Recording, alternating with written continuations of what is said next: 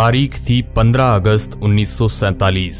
रात को 12 बज रहे थे जब दुनिया की आधी से ज्यादा आबादी नींद के खराटों के साथ सो रही थी। उस वक्त भारत की आजादी का वो सुनहरा अध्याय लिखा जा रहा था जिसका हम कई सालों से इंतजार कर रहे थे। अंग्रेजी हुकूमत से आजाद होने की खुशी इतनी ज्यादा थी कि सब लोगों की आंखों में सिर्फ आने वाले आजाद भारत के वो सुनहरे पल नजर आ रहे थे जिसे पिछले कई सालों से अंग्रेजों ने अपनी कैद में कर रखे थे। उस वक्त देश के पहले प्रधानमंत्री पंडित जवाहरलाल नेहरू आजादी का पहला भाषण शुरू करते हैं। इस भाषण को ए ट्रिस्ट विद डेस्टिनी के नाम से जाना जाता है। उनके स्पीच की शुरुआत इन लाइनों से शुरू होती है, हमने नियति को मिलने का एक वचन दिया था और अब समय आ गया है कि हम अपने वचन को निभाएं। पूरी तरह ना सही लेकिन बहुत हद तक। आज रात 12 बजे जब सारी दुनिया सो रही होगी, भारत जीवन और स्वतंत्रता की नई सुबह के साथ उठेगा। आखिरकार अंग्रेजी जकड़न की वो काली रात खत्म हुई और सूरज की पहली किरण के साथ आजादी की वह सुनहरी सुबह हुई। लेकिन ये कोई आम सुबह नहीं थी, बल्कि इस आजादी की सुनहरी सुबह को पाने के लिए कई वीरों ने अपने प्राणों का बलिदान दे दिया। लेकिन जितनी खुशी हमें आजादी की हो रही थी, तो दूसरी तरफ एक ऐसी दर्द भरी दास्तां हमारी चौखट पर दस्तक दे चुकी थी। वह थी भारत और पाकिस्तान के बंटवारे की वो लकीर। उस लकीर ने भारत और पाकिस्तान को दो अलग अलग भागों में बांट दिया और यह एक ऐसी लकीर थी जिसका खामियाजा हजारों लोगों ने अपनी जान देकर चुकाया और करोड़ों लोग अपने बसे बसाए घर को छोड़ने के लिए मजबूर हो गए। कुछ महीने पहले जो देशवासी आपस में भाई की तरह मिलकर अंग्रेजी हुकूमत से लड़ रहे थे, वह बंटवारे की लकीर की वजह से एक दूसरे के खूनी दुश्मन बन चुके थे। बंटवारे के इस विस्थापन में इंसानियत पूरी तरह खत्म हो गई। 15 अगस्त 1947 से 9 दिन पहले 60 मुसलमानों का कत्ल अमृतसर में कर दिया गया। इसके ठीक 2 दिन बाद यानी 6 अगस्त 1947 को 74 सिखों का कत्ल लुधियाना फिरोजपुर रोड जलालाबाद के पास कर दिया गया। साल 1947 के अगस्त महीने के पहले सप्ताह के भीतर ही खून खराबे से अमृतसर की जमीन लाल रंग ले चुकी थी। हर रोज तकरीबन 100 से अधिक लोग अपनी जान गंवाकर बंटवारे की कीमत चुका रहे थे। उस दर्द भरी दास्तान को आज देखा तो नहीं जा सकता है, लेकिन उस पल को महसूस जरूर किया जा सकता है।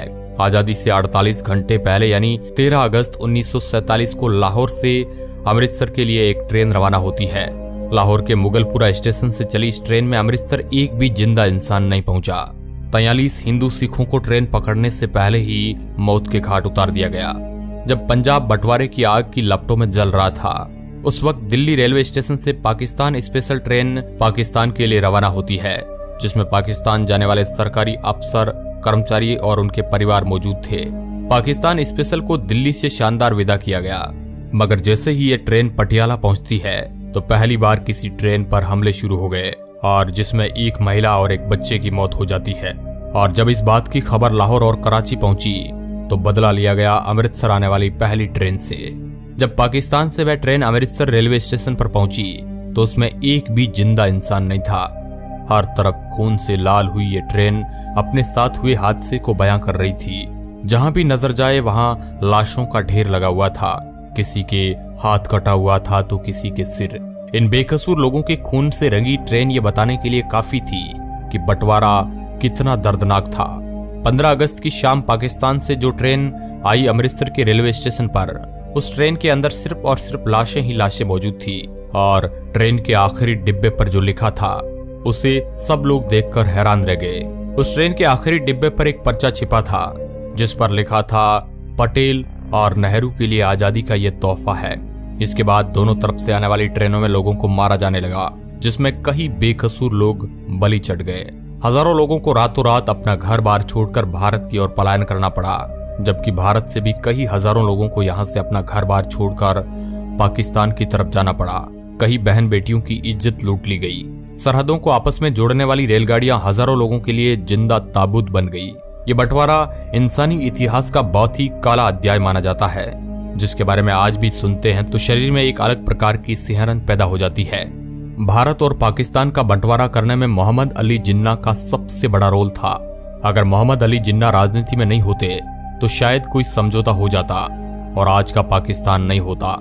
मोहम्मद अली जिन्ना भारत के पहले प्रधानमंत्री बनना चाहते थे। फिर जिन्ना को यह लगा कि मैं पूरे भारत का प्रधानमंत्री तो नहीं बन सकता हूँ, लेकिन पाकिस्तान का जरूर। और फिर वही कुछ ऐसा ही हुआ। 3 जून 1947 ये वही तारीख है जिस दिन भारत को आजाद करने की तारीख को तय किया गया और मोहम्मद अली जिन्ना के पाकिस्तान को अलग करने की भी जिद पूरी हो गई। इस दिन 15 अगस्त 1947 तारीख को तय किया था। दिन बचे थे 73। इन 73 दिनों में जमीन का बंटवारा, लोगों का बंटवारा, भारत में जमा रुपयों का बंटवारा, इसके साथ ही रिजर्व बैंक के खजाने में पड़ी सोने की ईंटें, सब कुछ बांट देना था, जो कि इतना भी आसान नहीं था। बंटवारे का यह काम 2 अनुभवी अधिकारियों के हवाले किया गया। इनका नाम था HM पटेल और दूसरे थे चौधरी मोहम्मद अली। ये दोनों लोग बंटवारे में महत्वपूर्ण भूमिका अदा कर रहे थे। इनके नीचे भी कई छोटे मोटे अधिकारी काम कर रहे थे, जो अलग अलग एरिया से रिपोर्ट बनाकर इनके पास भेज रहे थे। इन्हीं रिपोर्ट के आधार पर ये दोनों अधिकारी बंटवारे की सिफारिश तैयार करते थे, जिन्हें आगे विभाजन परिषद के पास भेजा जाता था, जिसके अध्यक्ष थे खुद लॉर्ड माउंटबेटन। पैसों का बंटवारा कुछ इस तरह हुआ कि भारत की बैंकों में पड़ा पैसा अंग्रेजों से मिलने वाले पैसे में से 17.5% हिस्सा पाकिस्तान को दिया जाएगा और इसके बदले पाकिस्तान भारत के ऋण का 17.5% हिस्सा चुकाएगा। इसके अलावा भारत के सरकारी दफ्तरों में पड़ी चल संपत्ति का 80% हिस्सा भारत के लिए और 20% हिस्सा पाकिस्तान के लिए तय किया गया। फिर इन दफ्तरों में पड़ी हर उस चीज का बंटवारा किया गया। मेज, कुर्सियां और टाइपराइटर तक की गिनती करके भारत पाकिस्तान में बांट दिया गया। इन सब चीजों को आपस में बांटने के लिए कई जगह लड़ाई तक हुई।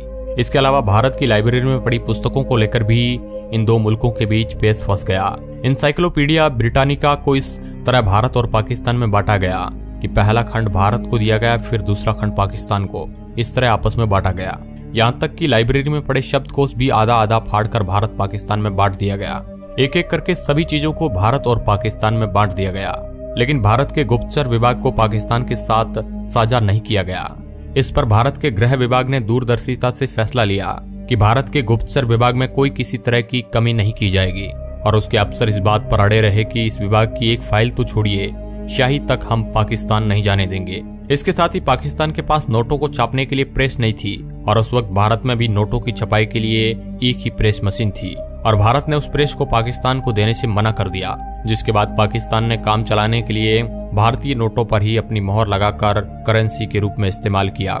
इसके अलावा एक बंटवारा और अहम था, वह था भारतीय सेना का, जिसमें हिंदू, मुस्लिम, सिख सब थे। भारतीय सेना के 2/3 सैनिक भारत के हिस्से में आने थे और 1/3 सैनिक पाकिस्तान के हिस्से में। बाकी चीजों की तरह इन वीर योद्धाओं का भी बंटवारा तय था। दोस्तों, ये बंटवारा बेहद दर्द भरी कहानी लेकर आया था। ये कहानी हम आज भी सुनते हैं तो हमारी आंखों में आंसू आ जाते हैं, जिसमें लाखों करोड़ों लोग अपना घर बार छोड़ने को मजबूर हो गए थे। अब दोस्तों, इसके बारे में आप क्या सोचते हैं? क्या यह बंटवारा सही था या गलत?